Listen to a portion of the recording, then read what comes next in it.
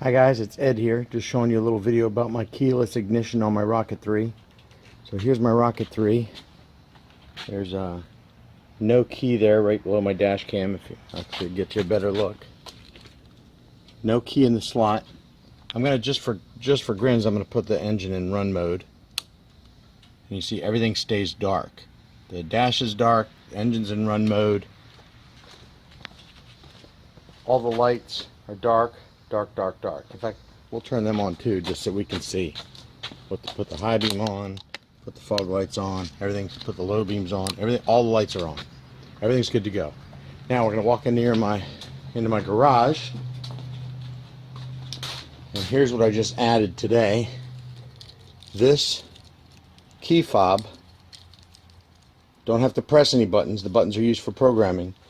When I get within, like 10 feet. Maybe 8 feet of the motorcycle, I'll just take this, and as I move forward, it's going to activate right there. So everything's on. Didn't have to touch anything, do anything. It's in neutral, so I should be able to start.